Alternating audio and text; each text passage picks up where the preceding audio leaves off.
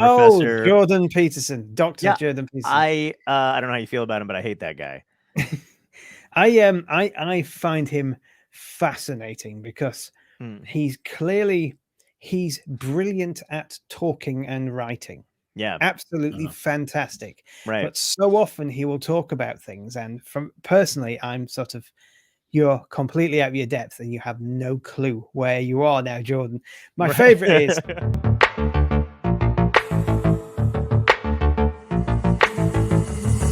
Dystopia tonight.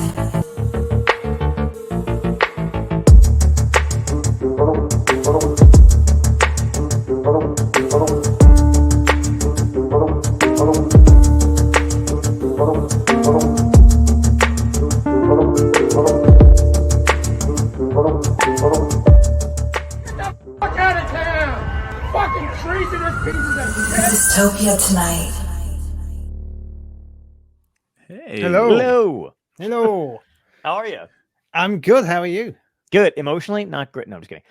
It's everything's good. Everything's good, man. I'm super. I haven't gotten a chance to read your book yet, which I apologize for.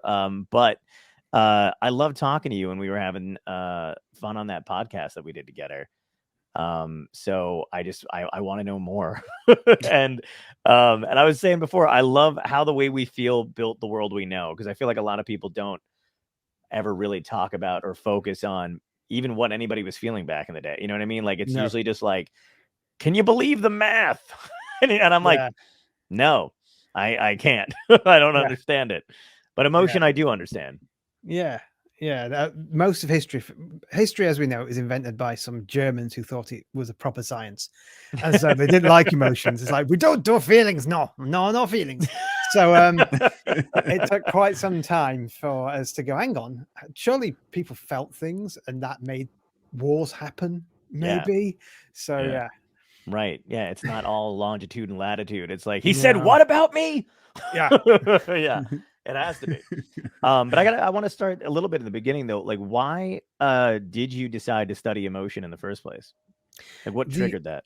That is my wife. My wife suffers from a type of phobia called a metaphobia, which is a fear of vomiting, which goes into cleanliness and so on. Sure. And I was doing history, so that was the wrong subject. And so I was, how do I understand this? How do I get to the core of what she's feeling and why? And I started to gravitate towards this new burgeoning kind of history called the history of emotions, which is part history, part psychology, part linguistics, and other things, depending on who's doing it.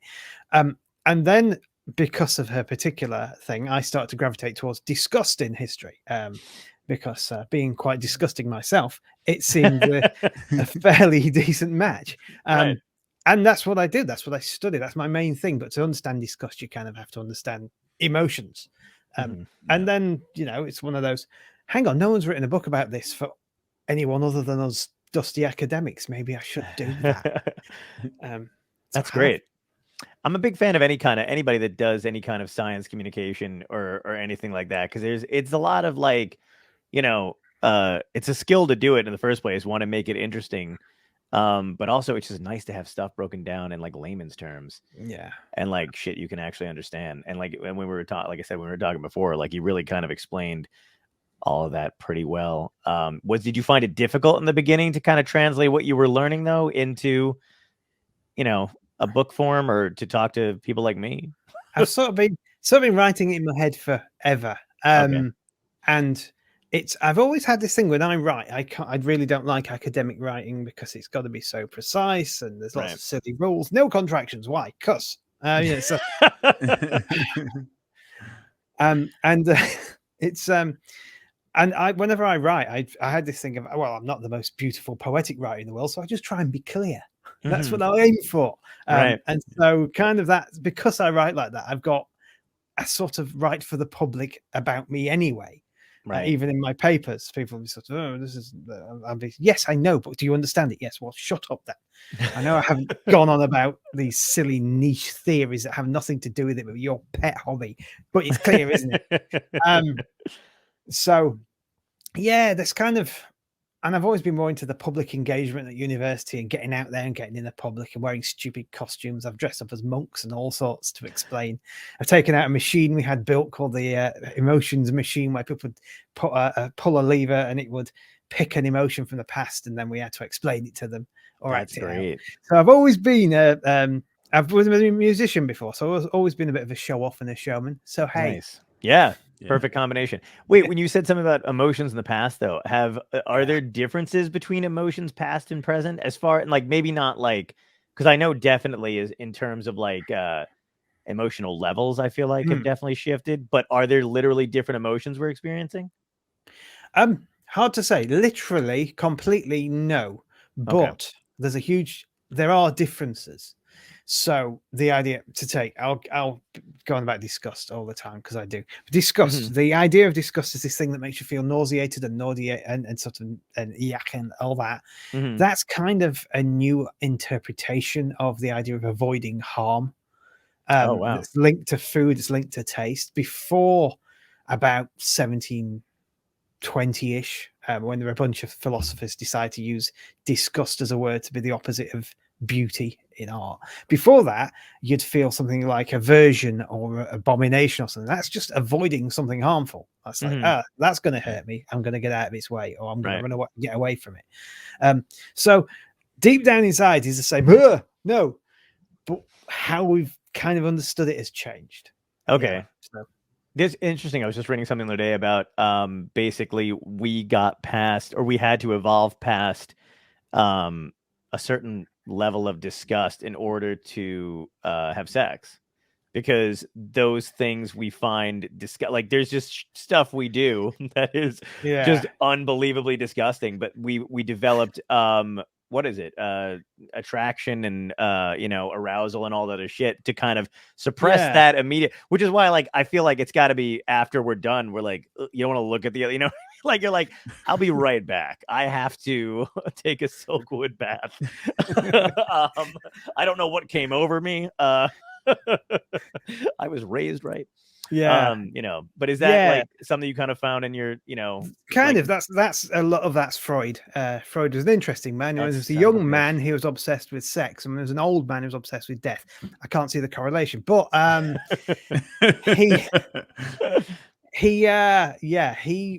was his thing. He had this idea that we began walking upright to get our heads away from our genitals because they're disgusting, and so as we walk upright, we sort of wasn't entirely always. I don't think I've heard that one. That's hilarious. So that's why you stand up. You stand up to keep your head away from your backside. So that's kind of seems to be his theory. Wow. But he had this idea that attraction and stuff were developed to get past how revolting sex was. Do you find that to be true though? In real life? I would never kink shame anybody. No, I don't know. I think the best theory of disgust is one called pathogen avoidance theory. And that's the idea that we developed it to avoid getting diseases and to avoid getting parasites. Wow. So we see a rotten apple, we smell a rotten apple, we taste a rotten apple, we go, and get rid of it because it could kill us. Right. And that makes sense, because if you eat the thing that can kill you, you die and you don't have any offspring. So, Okay, but then explain why I keep going to Taco Bell, because I don't. Well, clearly, I know that's not good food. Yeah, but there goes the sponsorship from Taco Bell. I actually think you can abuse them as much as you humanly want. Yeah, I think so. They can take it. Because I know they know I'm going to keep going. It's never like I don't endorse them. I'm just like, that's true. I'm like, what I'm eating right now is going to rip through me. And they're like, good. Are you going to get it again tomorrow? I'm like, yeah, obviously. I don't see anything wrong. Well, that gets down to that bit where I said that it's partly evolved, partly the same, but partly different and cultural and changed over time. There are people who eat things that we find revolting all over the world. There are people who eat there's a type of cheese that has maggots in it, and there's that stuff they eat in Scandinavia that's usually buried for at least 4 years. And it's a delicacy. All right. That fermented shark. I did a show once in London where all I did is serve insects to people, edible insects. Wow. And it's fascinating watching people's reaction, because most people just turn their noses and run. Are they covered And in then chocolate or anything? Or are they just real insects? some are. Some of them. I had mealworms that were differently flavored because mealworms are like popcorn. They're Yeah. amazing. Actually, you can flavor them. I've heard they that. taste them nothing, and then you flavor them things. And I had a couple of other things. I had grasshoppers, which were just baked grasshoppers, which I think have got a marketing problem. They should be called land prawns because they taste like prawns. And Really? they're genetically very similar to prawns. Wow. So call them land prawns, put them on whatever, and people go, "Oh, these are great." And then eventually they'll find out what they're eating, have a 5-minute freak, and then eat some more. So Wow. But yeah, and that's why you go to Taco Bell. Strange cultural drives that you can't fight. You've just been brought up with it, Yeah. I need to try some land prawns. I know. Yeah, I haven't tried any. I haven't tried any bug to my knowledge. I mean, I'm sure I've accidentally swallowed some. He's like, you have. You absolutely have. Do you drink orange juice? You've had bugs. Oh so no! Don't do that to me. Why? Oh God. What kind of bugs are in orange juice? Oh, whatever gets in there. There's a certain percentage. It's about 1% that is animal, insect matter. Fantastic. In the UK, we even have an E number, a special number for it on the ingredients, so that people can look it up later and go, "Oh, I've eaten flies." Oh, wow. Great. But I feel like wine, that's probably wine too. Wine will also have bugs in it, so Great. Yeah. Okay. I'm sure now I'm thinking about the apple cider I just. You want me to blow John's mind right now? Peanut butter has an allotted amount of rodent feces. No. I'll still eat it. It's delicious. I mean, I'm gonna eat it too, but I didn't know that. Yeah, that's great. You know what's weird though? I know. I feel like you're right. I would still eat. Like, there's just certain things that like I don't get easily disgusted like anymore. Anyway, like I don't know why. When I was a kid, I didn't eat fucking anything. Like Cheerios were my main source. Please don't tell me anything about Cheerios. I was like, I can't handle it. But yeah, that was like my main source of like food because I would just substitute it for, dinner when I didn't want to eat whatever my parents were making. But now I'm just like, whatever. I don't care anymore. Yeah. See, I don't find disgust in much. I feel like I want to try everything. No, I won't eat tongue. I won't eat any of that shit. Like tongue. Some tongue is delicious. You go to the right Russian restaurant. Yes. Oh God. See, I don't want the texture of that. It seems gross. But they slice it really thin. I don't know how this turned into a food program, but yeah, I don't know either. But that is true. We're like, is it? Shall I move to the kitchen? I would love it if you had like a different kitchen segment that you were doing. All right. It was lamb prawns and tongue. Pizza. Yeah. Somebody shows up at my door with like insect samples. I'm like, how did he know? That's crazy. Well, the thing that I very, very curious about, and I think we kind of touched on it at some point too, was kind of resilience and how and why people are resilient as opposed to people who aren't. And you kind of blew my mind because you told me that people don't really know yet, or scientists don't really know yet what makes someone resilient as opposed to, because there's a lot of shit. Like I think, God, I was watching this program the other day and they were talking about what we accept of people emotionally depends sometimes on their age. You know what I mean? Like if you have like somebody who's like 16 and they're like, my parents really fucked me up. You're like, oh man, that sucks. Like I understand why you're acting the way you're acting. But then if they're like 40 and you're like, oh, my parents, people are like, dude, shut the fuck up. You know what I mean? Like at what point, which is odd because I don't want to be cruel, but I also tend to like, I understand frustration at a certain point where you're like, okay, but how long are you going to let this fucking trauma, you know what I mean? Like affect you in a way, because I feel like I always straddle the line, and it's always hard not to sound like an asshole when you talk about emotions, shit like that. But I do kind of straddle the line between like empathy and sympathetic towards somebody who is struggling with something. But then as soon as it starts to like, they abuse it in a way that it affects everyone around them. And then also how they, act in a society, I guess, then I'm like, all right, enough is enough. You know what I mean? Like, how are you not coping with this? You know what I mean? Like, does that sound fair? Or I don't know. I mean, yes, we all have so much resilience, even to those who have very little resilience. So, and emotions are contagious. That's the thing. People are down, they'll bring you down, and eventually I've had enough. Just stop, Yeah. And Yeah, resilience is a difficult one because there's a lots of things people out there saying we've got studies to show you how to become more resilient and what to do to be more resilient. And I'm very, very, very skeptical of them. Because, Me too. That's another thing too. I don't like what's his name? Oh my god, that fucking guy from Canada. Narrows it down.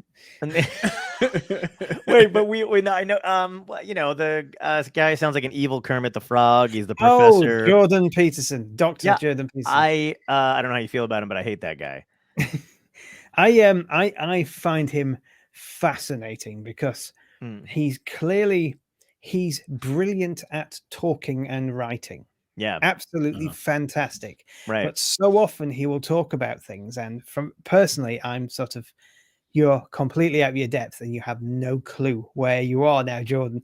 My favorite is the idea of, he keeps going about the postmodern Marxist. The postmodern are people who reject any kind of meta-narrative, any kind of structure that says this is the way the world is. There is no structure.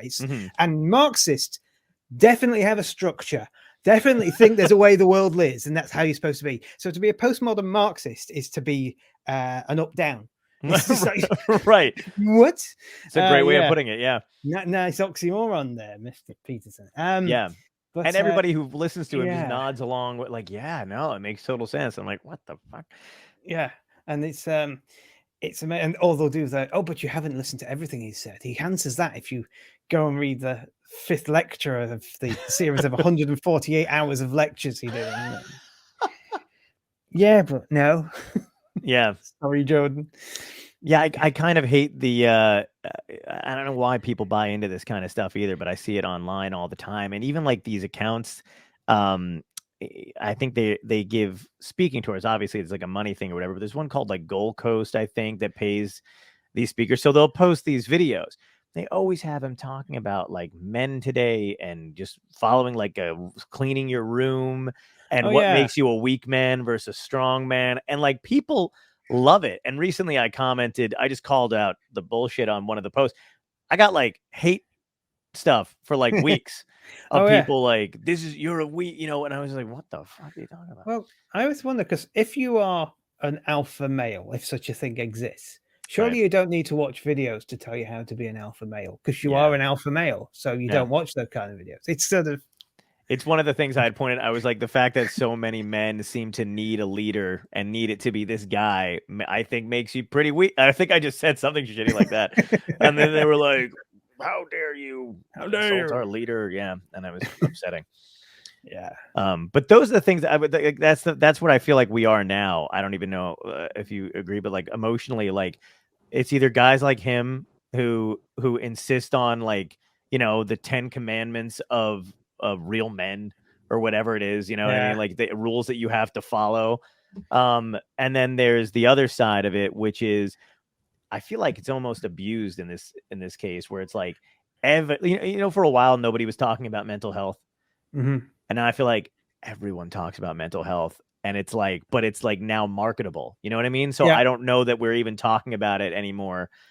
In a way that's like, oh, good, we're being vulnerable, and it's great to hear from you. And now I feel like it's the opposite, where I'm like, I don't know if somebody's doing this to be performative. Like I can't tell anymore. Yeah, it's kind of a worry for me, because I often wonder where the difference between mental health and feeling bad is. I think there's a problem with something that we call toxic happiness, which is that if you're not happy, everything is bad. Which is not true. If you're about to fall off a cliff, you shouldn't be feeling happy. That's wrong, right? There are certain emotions that should exist at certain times. If there's a serious problem, or just a problem you think is serious in your life, then you can be feeling down and nervous and worried. And if you're not happy, you're fine. Stop panicking. And I think a lot of it comes from that. I think this idea of always be happy, keep your room perfectly tidy. That's how to be happy. Keep your, both sides of it have this sort of express your true self and understand your issues. And you end up with things like, there's this phrase that drives me nuts is when people say I'm a little bit OCD. And you're sort of, no, OCD is actually a debilitating mental illness. That people who have it, it's like you're coming to me saying, I've got a little bit of cancer. It's like, no, you haven't. Okay. Right. You haven't. You're just tidy. Good for you. Right. Great. Lovely. Yeah. I am not. Yeah. It is weird that people don't understand that, like, you basically have a little bit of like I think what human beings and people are made up of are just a string of emotions, and some of us have it to a different degree.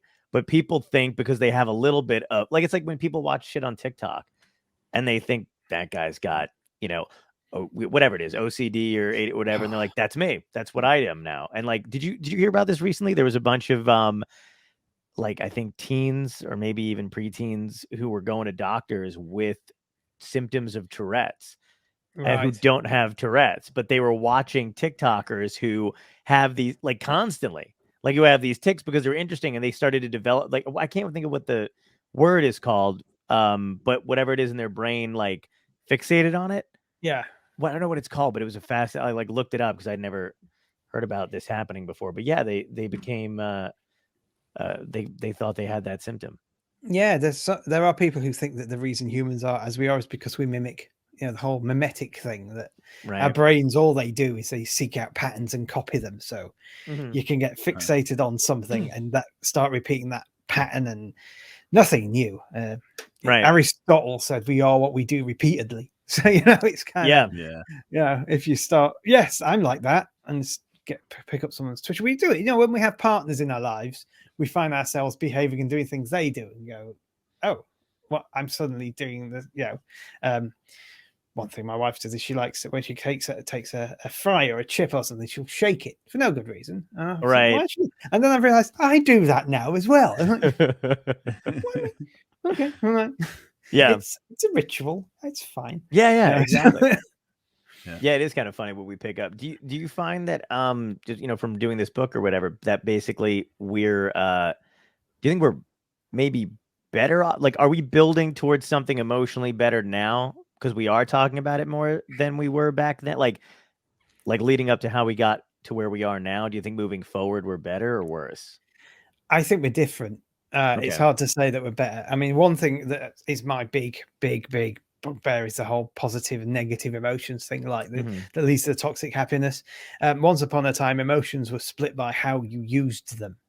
So if you used them in the right way, they were good. No matter if they felt bad, if you use them in the right way. If you use them in the wrong way, they were bad. So generally in the West, that meant worshipping God correctly. But in general, you can imagine that if you have if you feel fear for something you should be frightened about, then that's great. You should be frightened about it. Just before you go on stage, say you feel that little bit of fear that leads to a buzz. That's a good fear to have.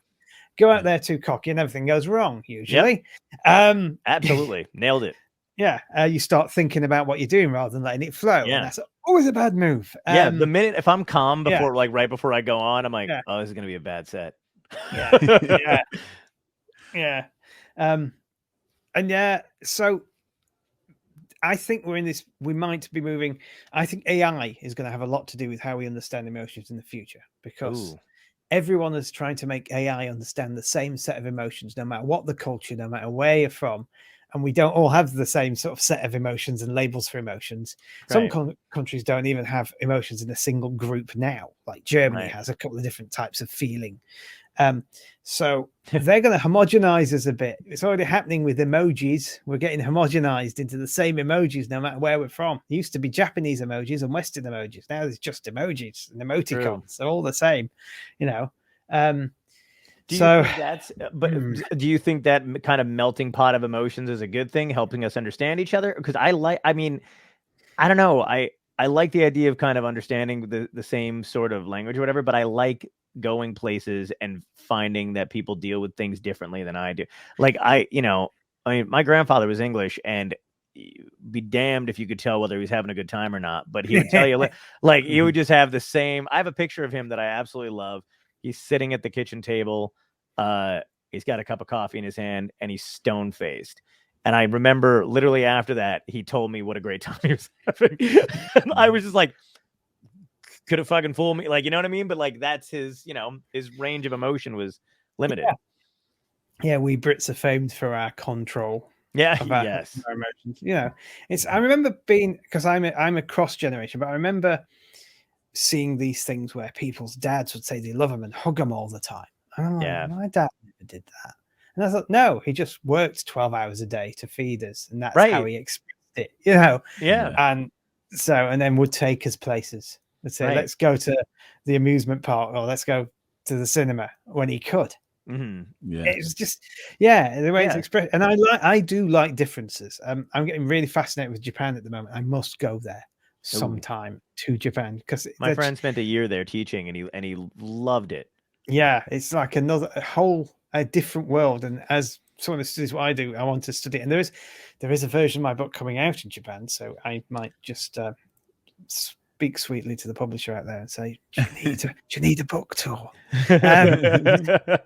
But even if not, I want to go there, because there are things there that just seem completely different. Like I say, even emoticons and emojis were different in Japan until recently. It was all about the eyes. The mouth would be exactly the same, but the eyes would change depending on whether you're happy or sad or whatever. Okay. Whereas we do the mouth, Right. which is why I think people freak out about masks in the West and not in the East. But that's my pet theory. Oh, wow, that's a they good can point. still emote with a Yeah. mask on, and we can't. So we become a bit zombie-like. So, right. Yeah. I'm getting onto masks now. Let's not go Now down that you that said that, rabbit I'm hole. like, I have dead, lifeless eyes. Yes. I'm like, oh my God, he's right. You got them from your grandpa. Yeah. Yeah. Yeah. There you go. It's British Perfect. eyes again. Yeah. No, that's true. I mean, the emotion, like we can talk about. There's still some other stuff I want to touch on too, but the emotional level that people, or the response that people have to masks and shit. Like, here's the thing. Like, I do. I mean, just as a comic, I think in general, and having to tour all over the country, I don't find anybody like in clubs and stuff like that. But like if you read what's going on lately, it's either people are overly emotional, too sensitive, yada yada yada, or but it is on both sides for whatever reason. Like, I don't know what it's like over by you, but like they're very much like, you can just see it on both ends. They're emotional about certain things, we're not. But like when I go out on the road, whether I'm in a blue or a red state, everyone's pretty chill. So like real people, like whatever, everybody's kind of having the same. So I don't know, what do you think there is a real like drastic uprising in people's over emotional levels? Is it because of politics? Is it because of how we're evolving? Is it because of the internet, or is it all of that shit? It's a bit of all of it, and I think it's mainly in certain groups. It's those of us who live on the internet a little bit more than others see this a little bit more, because for some reason on the internet everybody's really passionate about everything they do, and will let everybody know when they're right or they're wrong.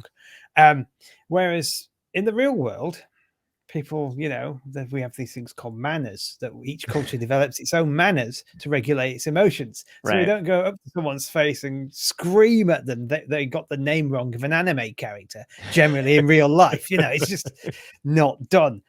So it's I hate the live action version of yes, whatever. I know. Won't happen. Cowboy Bebop. Some strong emotions to that. I know. Yeah, people lost their minds. Yeah, it really, like, it's one of the things I'm kind of fascinated about, because I feel like I reside somewhere in the middle of that kind of shit, where I just don't believe anymore somebody's overreaction to a stand-up I kind of just want to be like, I wish somebody would tell somebody that they're overreacting. Like, you can't even do that. You can't even be like, you know what, you need to calm down. That's a no-no. Or like try to regulate someone's emotions online or or whatever it is. It's like, I feel like people really want to own what it is, instead of kind of trying to reel it in a little bit. Like, this is how I react to stuff. You can't tell me not to. And I'm like, oh, but you're screaming in a grocery store. Like, you should wait till you get home, for God's sake, like the rest of us. But there's a whole subset of like social media of just reaction videos. We just want to watch other people react, which is amazing to me. I saw a video by a guy recently who was annoyed that every reaction video to his video has had more watches than his original video. Oh my God. Because people aren't going to the original video, they're just watching the reaction. Right. And they all copy each other. That drives me mad, that you see the same thing reacted to by 30 people. Yeah, it's very homogenous. Like, that's TikTok is this, that kind of shit drives me crazy, and it's hard to navigate that kind of stuff. Like, that's the weirdest thing too to me, is like, you know, if you're an entertainer or an author or whatever it is, you're in competition with regular people, which is upsetting. Yeah. And I don't mean to call them regular people, but let's be honest, I'm fucking regular people. But you know what I mean? Like there's nobody, like you're in competition with people outside of your business who just, you know, are better at making content maybe than you are, even though they've got nothing to sell or their livelihood doesn't depend on it. So it's very bizarre out there. Like, you know, I don't know. Or just better at figuring out the algorithm on how to tag it, or figuring out like this one nuance that makes their video get 1 million views compared to your 50,000, which is crazy. Yeah, it's often weird as well. I mean, one of my brothers did a video on making I think it was a very cheap pizza oven outside in your garden, and he got like 1 million views. 1 million views. He's not had that before or since. Nowhere near. He doesn't know how he got his 1 million views, but there you go. Something about making a cheap pizza oven struck a chord with the algorithm, and off he went. Amazing. Yeah. It's very strange. And it's weird too, because if the right person finds it, they'll just pay you to do whatever. You know what I mean? Like, do it again. And you're like, I can't. Like, I have no idea what I did, but I'll take the money, you know? Yeah, it's weird, man. I just feel like the resiliency thing kind of blows my mind, because I feel like I don't often, you know, I'm not walking around saying with a shirt that says I'm resilient or whatever, but like when I think about my youth and stuff that, like, you know, dad's not the greatest person, yada yada, all that kind of crap or whatever. But like it's stuff that's happened and I don't have any kind of connection to it. Feels like it happened to somebody else. Yeah. I don't know if that's a result of coping mechanisms over long periods of time, or that I'm just I don't know what it is, you know what I mean? But I know other people who love to, I think just that's their identity for the rest of their life. Do you find that did you find that kind of going through human history, like that we're like more like that now than they were back then? Or yeah, we've got more time to be like that, I guess. I wonder often what some of the people in history who are particularly awful, what their childhood was like. Right.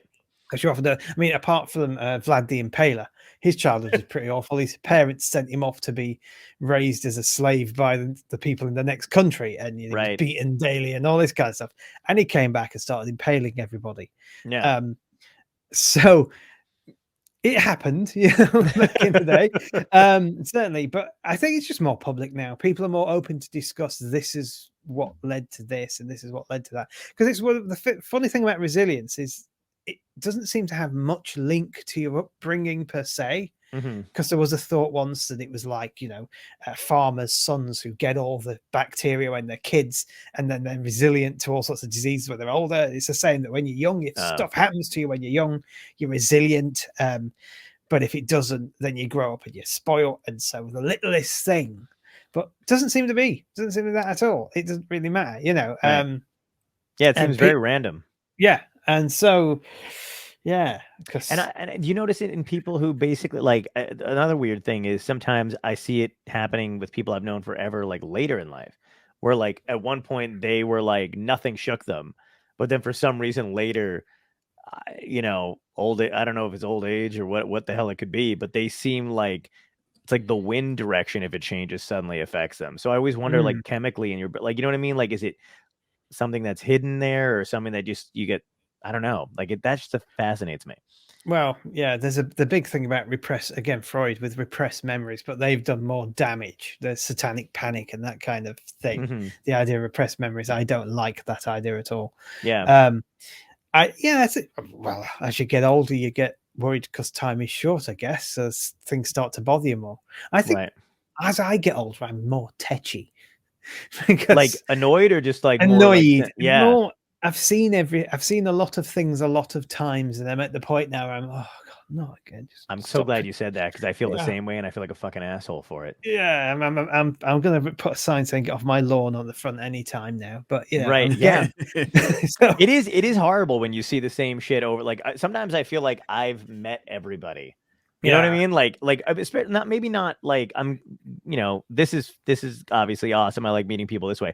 But like if I ever had to go back, I think about it sometimes and work like a real job, I think I'd lose my mind, because I've done it and there's the same players no matter what the job is. Yeah. There's the guy who thinks he works harder than everybody. There's the quiet woman in the back who's like secretly plotting her escape. You know, like it's all the same cast of characters. It's so weird. It is. You're right. There's a I forgot the name, Sophie something or other. She does little skits on Facebook, and a recent one was things you wish you could say in your office job. And having had an office job, one of them was, oh, could you just stop back another half an hour? Well, no, because I finish at 5. You don't pay me from 5:01 onwards, so I'm going home, and you can deal with it on your own. Bye bye. Yeah. I so wanted to say that so many times. Yeah. And yeah, I've done the same thing. Like, it's amazing to me. Like, they'll have no problem asking you to stay late at one of those jobs or do something. But if you come in 2 minutes late, they're like, yeah. And I'm like, yeah, we're just opening up today. I don't know what you're talking about.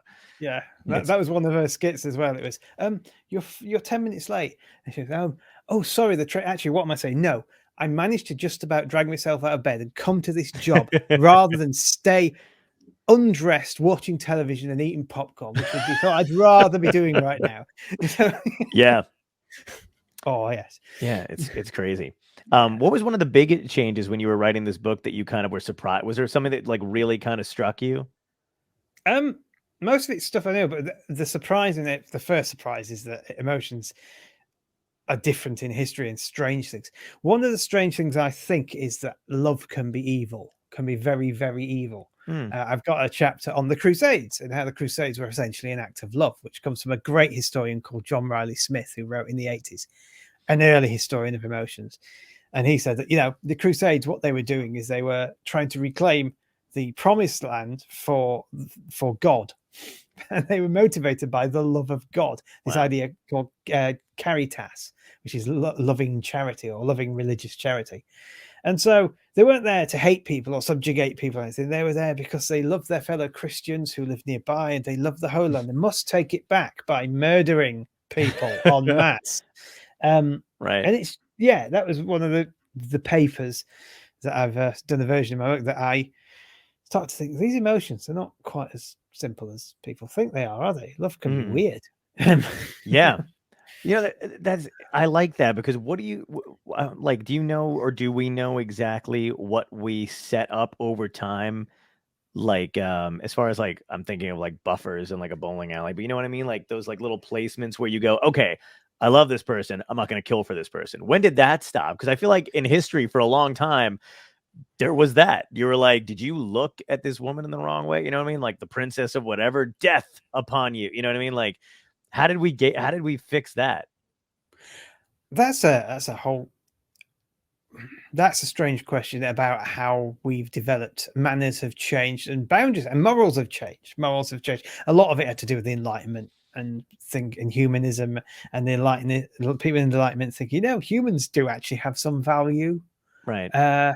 Maybe we ought to not just kill indiscriminately. How about that? But as strong as emotions are, how much time did it take for us to go, this is the rule that we set in place? Like, was it, you know what I mean? Like, if your emotions are stronger than a rule, you know what I mean? Or somebody says, like, how did we taper that back? Did it take time?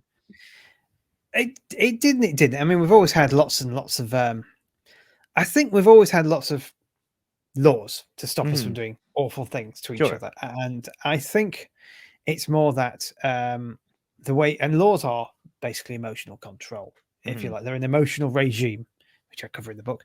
An emotional regime, which is how your society says you are supposed to emote in certain situations. And there are rules, and they change, they evolve depending on what's happening and which culture you're in. And as we've become more focused on humans rather than god spirits or other things as being important, I think we've just developed more human-like rules. More, you don't do that anymore. You don't just go and have a duel because you've been slighted anymore, because that's a loss of life, and we don't want to lose a human life over stealing somebody's beer or something. It's not. It's not done.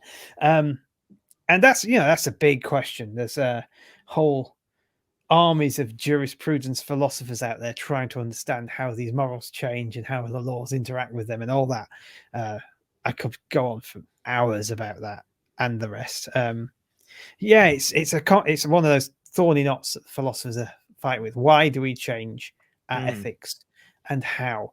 But as far as I can see in history, the big change is after the discovery of America in particular, and that era, and the printing press happened roughly at the same time, and the world just changed because weird things were happening. People could read about it. And so, society changed overnight. At first, it became terrified, and then it calmed down a bit.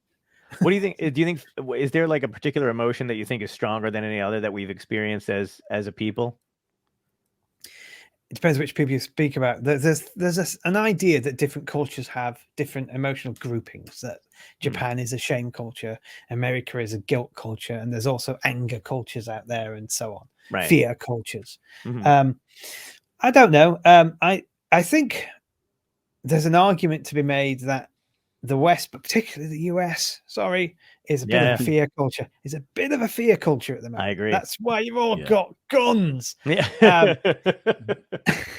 Whereas we Europeans are more of a guilt culture. We still have that Catholic background to us where we're sorry about everything. Canadians have inherited it from us. We're all sorry about it. So we don't feel like we need to keep a gun under our pillow, because if a burglar turned up and stole our TV, we apologize that we hadn't got up to help them. So it's I'm sorry, it's not a smart TV. We haven't upgraded. I'm ever so sorry. You're not going to get much money for that. That's just the way it is. And there's something to be said for that. And there's shame at the moment is starting to interest me more. I'm looking into it. It's my new little pet hobby, because shame seems to be the internet culture that everybody, you're not allowed to shame everybody. And if you do, everyone should shame you. Yeah. Which I find really interesting. It's just this sort of, I don't know if this is true or not, but I've been just saying it.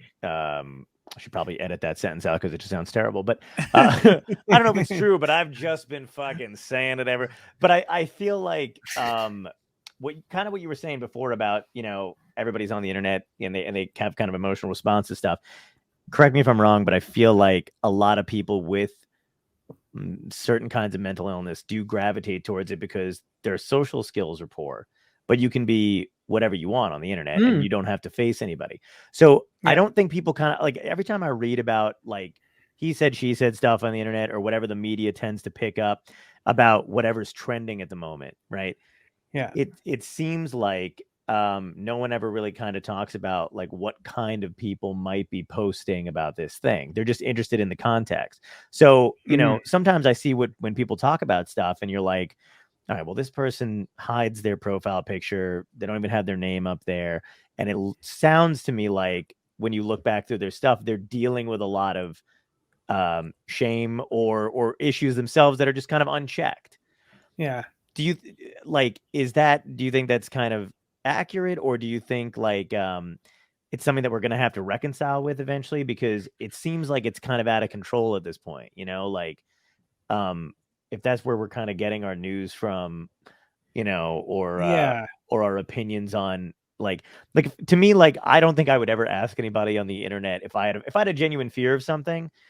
I wouldn't go to the guy who's not coping well to go, hey man, what do you think about this?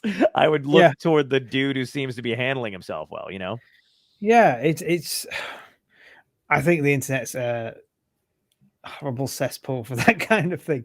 Yeah, it's I think there's a strange, I'm trying to think how to put it. There is this weird journalism I keep coming across where instead of actually doing journalism, they'll say this happened and this person tweeted that about it and those people tweeted that about it and then these people came and tweeted that about it. And there's just a list of people's tweets and they don't say who these people are or what their background is or anything like that. So you sort of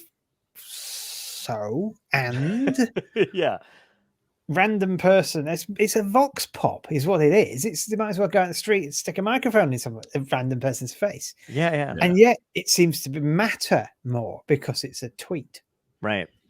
I think it's like a weird trust thing. People seem to they're like, for whatever reason, people distrust people in the profession of actual journalism. Because they know they're being paid by somebody, but they'll trust some nut job off the street because they're just like, well, he's got no stake in it. And I'm like, yeah, I know, but he has no stake in it. So there's no, there's no rules for that guy. Like he doesn't have to be right or wrong or, it's weird.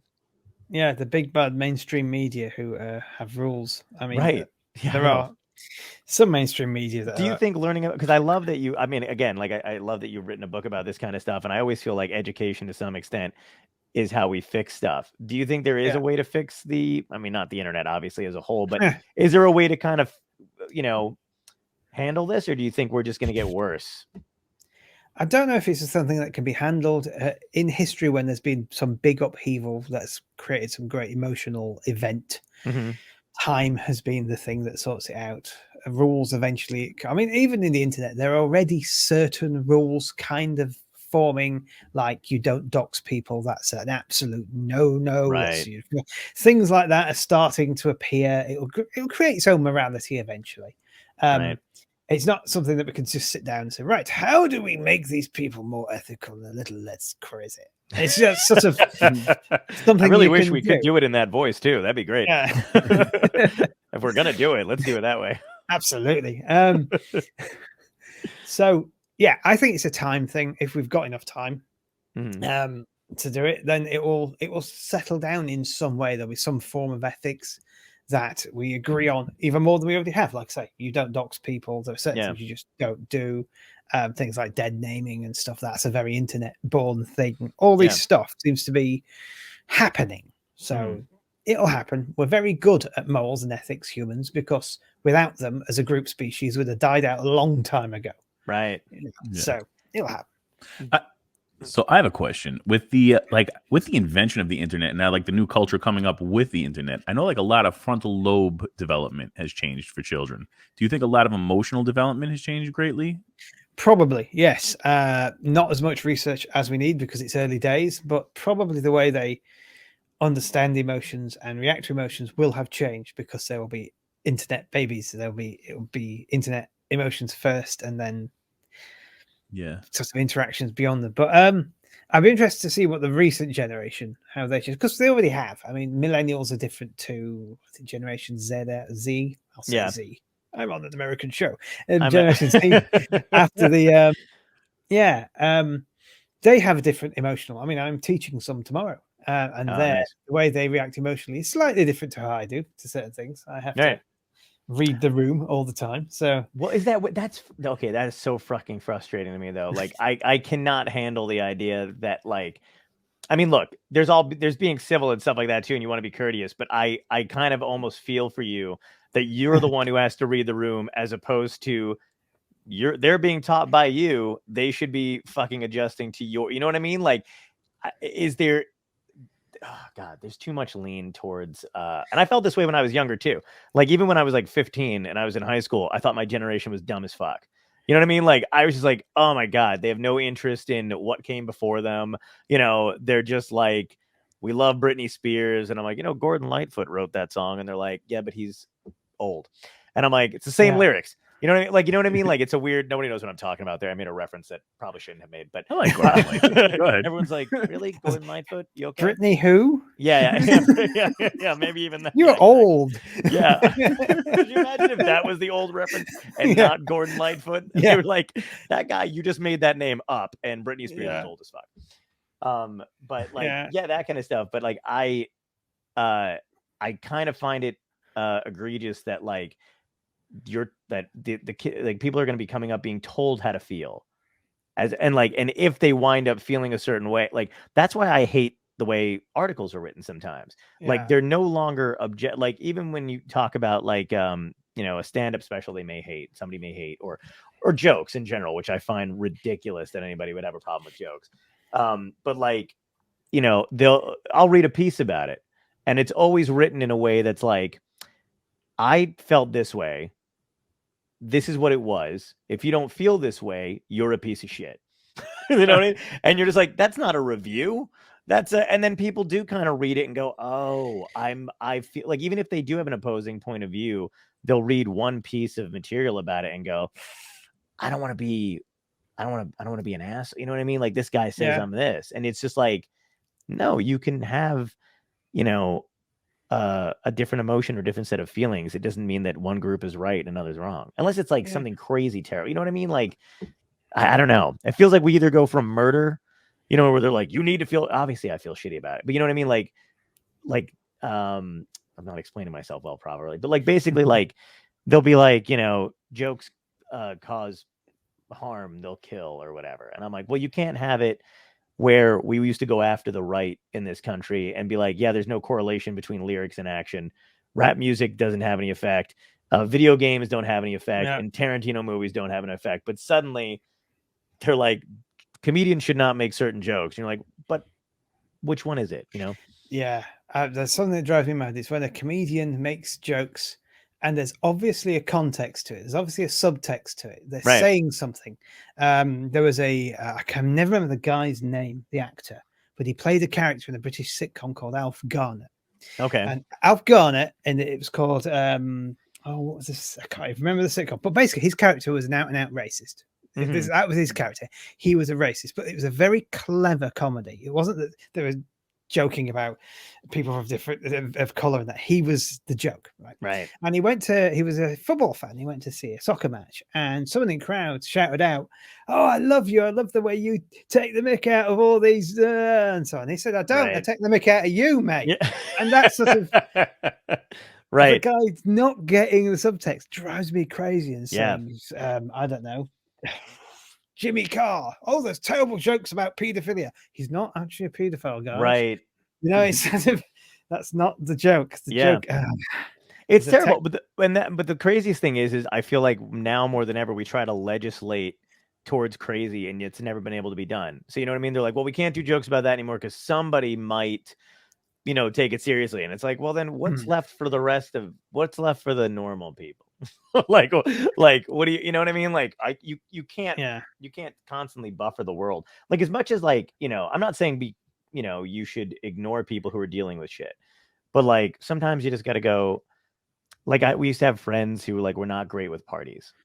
You know what I mean? So you would just but they were still your friends. And you would invite them. If they didn't come, they came. If they did, they didn't. You know what I mean? Or whatever. But like I feel like as soon as they cross that barrier where they're like, I'm uncomfortable at parties, no one should be having parties. That's when you go, we're cutting you loose. You know what I mean? Like that's an extreme level of whatever, Yeah, I think an interesting example, emotional regime and boundaries at the moment is the idea of they were called trigger warnings, and somebody realized trigger could be a trigger.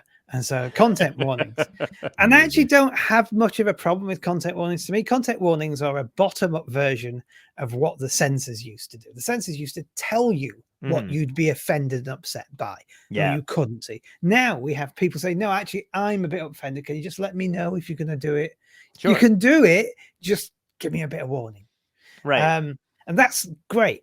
Like I said, there's a step beyond that where you go, why are you trying to ban this thing? But is it weird that I feel like people, I don't like banning stuff either, but like, is it weird that I feel like, I mean, basically I'm thinking of the way I grew up or whatever, just the stuff I've evolved to like, or be comfortable with came from being uncomfortable, but pushing through it. Because I imagine, like, I feel like content warnings, because you're a sensitive person, you may not try to outgrow a thing. You know what I mean? Like if you see a content warning, you're going to go, oh, fuck, I'm not going to like this. But what if you do? You know what I mean? Like how do you, like what if you're with your, like, I feel like it sets you up almost for failure in a way, instead of being exposed to something that, because there's stuff that I thought I didn't like back in the day because of an incident I may have had. Like, I'll give an example, basically, like, my dad, sold drugs, got in trouble with weed and all that other stuff back in the day. Not a great role model. But because of that, when I grew up, I thought all drug users are bad in any sense of the word, right? And it was really uncomfortable about shit. And then I developed friendships, and these people had responsible, they were responsible adult, people or whatever. And then, but they smoked weed, and I had to push you know what I mean? But I feel like there's just certain things, I was one of those people who was uncomfortable at parties because that's where all the crazy shit would happen when I was younger and I didn't understand it. But I had to make a choice and go, okay, either I'm going to be that guy who doesn't have any fun with his friends or gets to talk to that girl, or I'm going to push through it. Do you think people should have a better chance of pushing through, or do you think everybody should be warned? I think that the good thing about a warning is those people who feel ready to push through will. Okay. I can use my wife as an example. She has pushed through her phobia. and she still likes it. If there was a TV program that said, "Warning, there will be vomiting in this program," she'd probably still watch it because she'd want to. But she can brace herself. Yeah, but she's had a long day and she's tired and she's feeling it a bit. She's going, not tonight, and sort of avoid it. Whereas if you just hit her and it was that bad day, it might be a bad night. Right. So I kind of, I could see, but at the same time, yes, I think there's a call to push through things a little bit more. But like I say, there doesn't seem to be any link between stuff happening when you're younger and having to fight back and resilience. Sure. So maybe, I don't know. We don't know yet. So that stuff just fascinates me. It's just crazy because I don't know it either, but it's like watching watching people either come back into it or fall out of it is kind of funny to me because I'm just like, oh my God, was there an incident? That's why I like that you just said that, there doesn't seem to be a link because, your brains try to find one. So I'm always like, oh my God, what happened in between doing that? And people are like, I don't know. I got nothing. Yeah. Like nothing happened. Yeah, I just suddenly feel this way out of the blue. And you're like, holy shit. Yeah. It's wild. Yeah. Well, the hour blew by. I got 2 questions for you. Okay. That we ask every guest. Okay. So one of them is if you can go back in time and talk to your younger self and give yourself a piece of advice that would help you today, what would it be? Probably mine would be, don't worry about getting older, because there will never be a time in your life when you look at your younger self and think, he really had it together. He was brilliant. I love that. That's great. Yeah. And the last question is, what had to end in your life, good or bad, that led you to where you are today? What had to end? Yeah. My dreams of being a rock star. Oh. I decided to be a historian, psychologist type weirdo instead. There's literally a day where my job, which was being a musician, and my hobby, which was history, swapped places. Yeah. Do you remember feeling any particular way about it? I remember just feeling a little bit, I don't know. I just thought, you know what? I'm going to go back to university and do a history degree and see what happens, because this isn't happening anymore. The industry's not what it was when I started. There's this internet and things, and record companies are weird, and my stuff's not bland enough to ever get signed. So do you feel like you've made a good use out of having those skills though, like developing your music skills over the years that'll help you with this? I think so. Yeah, I think it's one of the reasons I like the public engagement side, because I'm a lovey. I like the boards and all that. So I quite like all that side of it. Yeah. So whenever the promoters for this book say, "Will you appear on this? Will you go on this? Will you talk?" Yeah, of course I will. Say, "Would you write something for?" "Oh, do I have to?" Can I just go and talk to someone? Yeah. No, I hear you, man. 100%. Well, thank you so much for coming on, dude. I love it. I can't wait to get into this book because stuff just blows my mind, dude. It's awesome. Yeah. Yeah. I look forward to hearing what you think when you're ready. Absolutely. We can. I want to have you back on again because I feel like there's still so much more to talk about with this kind of stuff. So anytime you want to come back, love to. Yeah, let's both read the book and then we will have him back and discuss. Absolutely. Yeah, Q&A on the book. I'll have to read it again then. That'd be great. Wonderful. Yeah. Perfect. All right, cool, man. So much. Take care. Cool. Thanks. Thank you.